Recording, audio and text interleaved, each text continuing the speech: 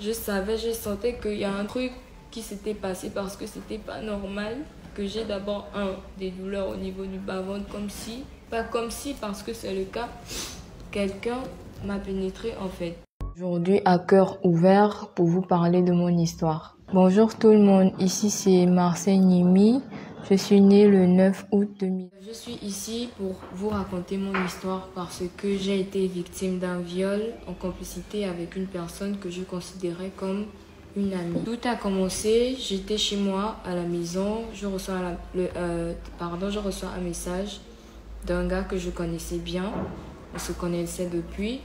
Il m'a invité à passer une journée chez lui puisqu'il y a une piscine, une journée piscine on va dire. Il m'a demandé d'inviter une amie. J'ai appelé question, nous sommes allés. On a passé toute l'après-midi au bord de la piscine, on a mangé, on a bu, tout s'est bien passé. Aux environs de 20 h, puisque c'était dans la sablière et les taxis ne circulent plus là-bas à une certaine heure, le gars il nous a invités chez lui, à continuer la soirée chez lui. Nous sommes allés et là-bas on a continué à boire et moi j'avais dépassé ma limite. J'avais atteint ma limite. J'ai demandé à prendre une douche. Je suis allée, j'ai pris ma douche. Le gars, il m'a donné les vêtements de son fils aîné quand j'ai fini de prendre la douche. Après, je me suis sentie fatiguée. Je lui ai dit que je vais aller dormir. Il m'a montré où se trouvait la chambre de son fils. Une fois dans la chambre, je me suis... dans mes derniers souvenirs, je me suis juste allongée sur le lit, j'ai fermé les yeux. Après ça, plus rien. Je me suis levée, c'était déjà le matin. Quand je me lève, 5 minutes après, je ressens des douleurs au niveau du bas-ventre. Donc, est-ce que la nuit, tu n'as pas senti quelque chose de bizarre dans ton verre? Non, j'ai rien senti dans mon verre. J'avais mon verre avec moi toute la soirée. J'ai rien senti. Donc, j'ai senti une vive douleur au bas-ventre. J'ai appelé ma pote.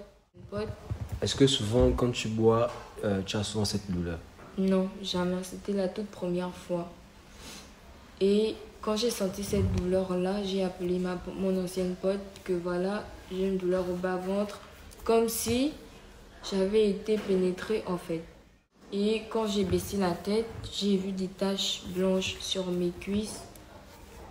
On aurait dit du sperme qui avait séché et tout. Après ça, j'ai discuté avec elle. Je ne vais pas entrer dans les détails. Je suis allée chez moi, je suis rentrée à la maison. Donc, en discutant avec elle, quelle a été sa réaction, la réaction de ta copine? Elle m'a dit, t'inquiète, il n'y a rien eu, peut-être ce sont tes règles qui arrivent. Il ne s'est rien passé, une fois que tu as dormi, plus rien d'autre, tu es resté là, tu as dormi, personne ne t'a touché, il n'y a rien eu, ne t'inquiète pas. Et est-ce que tu as dit ça au monsieur en matinée? Non, j'ai pas dit au monsieur. Je suis directement rentrée chez moi. Arrivé à la maison, c'était toujours dans ma tête. J'ai repensé à toute la soirée, j'ai bien réfléchi à ce qui s'est passé. Là où mes souvenirs se sont arrêtés, c'est au moment où je suis allée me coucher. Après ça, trop noir, plus rien du tout. Et dans ma tête, je sentais qu'il y a un truc qui s'était passé parce que c'était pas normal. Que j'ai d'abord des douleurs au niveau du bas-ventre pas comme si parce que c'est le cas, quelqu'un m'a pénétré en fait. C'est le cas. Et je vois des taches blanches sur mes cuisses. On aurait dit du sperme qui a séché. Donc après ça, c'était toujours dans ma tête. Le plus dur, c'était de ne pas me souvenir, de ne pas avoir senti ce qui se passait tout autour de moi. Une semaine est passée.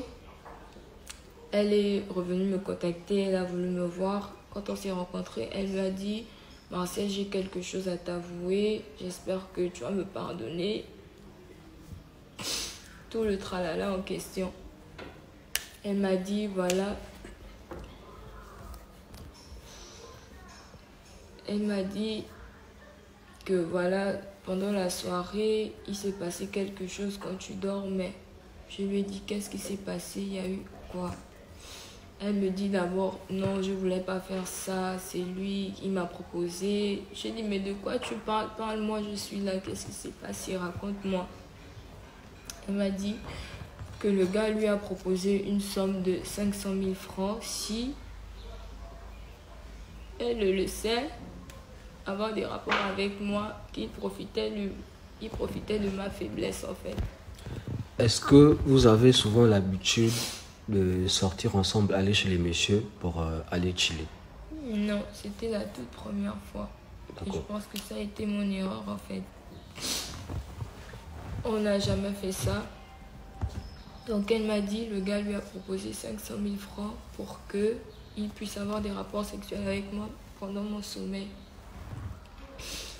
Et quand le gars il était en train de poser son acte criminel, elle était debout, juste à côté de moi, en train de regarder comment l'homme était en train d'abuser de moi parce que c'est un viol. J'étais pas consciente et j'étais pas d'accord. Elle était debout, elle regardait tout ce qu'il était en train de faire. Excuse-moi, mais comment elle t'a annoncé? C'était par téléphone ou elle a cherché à te voir en face? Disons que sur ce coup, elle a plutôt été maligne. Parce que si c'était par téléphone ou par message WhatsApp, j'aurais fait des captures d'écran et j'aurais pu porter plainte. Mais elle et moi, on s'était rencontrés. Je ne vais pas dire l'endroit, mais on s'était fixé rendez-vous et c'est en face qu'elle m'a tout dit. Et quelle a été ta réaction quand elle t'a annoncé ce qui s'était réellement passé? Je me suis sentie vide en fait. Je me suis sentie bête, je me suis sentie stupide, je me suis sentie sale et je me suis sentie... Je sais pas comment exprimer, mais j'ai eu la sensation qu'on m'a pris quelque chose en fait. C'est que je me suis sentie... Il n'y a même pas de mots pour exprimer comment j'étais. Et comment tu as avancé? Quelle a été la suite de l'histoire? La suite de l'histoire, c'est qu'il n'y a même pas eu de suite en fait. Parce que quand elle m'a dit ça, j'ai gardé ça pour moi. J'ai pas eu le courage même d'aller voir ma mère ou d'aller voir quelqu'un de mon entourage pour en parler. J'ai gardé ça pour moi. Et je me disais que si j'en parlais, on allait me dire que voilà, c'est beaucoup de trucs en fait. D'accord. Donc, jusqu'à aujourd'hui, les parents ne sont pas au courant de l'histoire. Non. Peut-être ils vont regarder la vidéo, ils vont découvrir, mais... Mais pourquoi tu n'es pas allé porter plainte? Déjà, avant, c'est vrai que les aveux n'étaient pas téléphoniques, c'est-à-dire que tu n'avais pas une preuve, mais le fait déjà qu'elle avoue, je pense que c'est quand même quelque chose. Pourquoi tu n'as pas enregistré peut-être pendant qu'elle était en train de t'avouer pour avoir une preuve de sa voix et par la suite porter plainte? Tout ça, sur le coup, j'avais pas pensé à ça. Parce que quand elle a demandé à me voir, je savais pas que c'était pour ça. Donc, j'ai même pas eu l'idée d'enregistrer. Parce que tellement de choses à ce moment se sont passées dans ma tête. Et même si je portais plainte, c'était sa parole contre la mienne. Personne n'allait croire. Peut-être qu'arrivé à la police, on allait me demander si j'avais une preuve. Et elle aussi, elle pouvait s'arranger avec le monsieur. Votre relation? Ma relation avec elle? Oui. On va pas dire qu'il y a encore une relation, il n'y a peu rien. Par contre, elle me suit toujours sur les réseaux. Parfois, moi j'appelle ça le culot. Quand je poste une photo, elle vient like. Genre, moi j'ai sorti de ma vie, mais apparemment pas elle en fait. Est-ce que tu as eu à faire des examens, Oui, j'ai eu à faire des tests. Parce que quand elle m'a dit ça, je lui ai posé la question que j'ai trouvé des taches sur moi, c'était du sperme. Elle me dit oui, le gars il a utilisé un préservatif et au moment de jouer, il a retiré le préservatif et il a joué sur mes cuisses comme ça. Et moi, vu qu'elle m'a fait ce coup-là, je ne pouvais pas croire en fait. Donc j'ai préféré aller faire des tests test SIDA. Je suis allée dans 3 hôpitaux et tous les 3 c'était négatif. Et je remercie Dieu pour ça parce qu'on ne sait pas où ça pouvait aller en fait. Donc, est-ce qu'aujourd'hui tu as pardonné ton ami? C'est vrai que tu n'as pas porté plainte, tu n'as pas été puni de son acte et le monsieur, tu as pardonné. Oui, j'ai pardonné. Bizarrement, je ne l'en veux plus.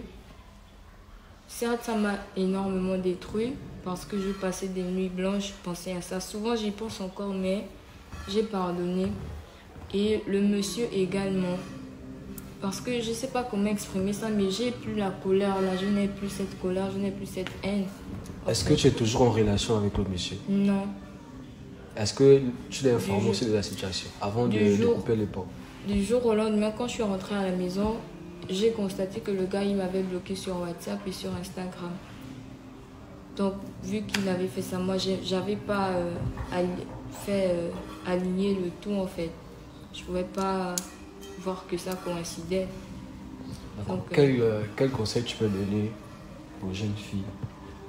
D'abord, premièrement, ne jamais faire confiance à une personne. Même si c'est ta meilleure amie de longue date, même si vous avez grandi ensemble, même peu importe le lien que vous avez, ne jamais faire confiance à une personne.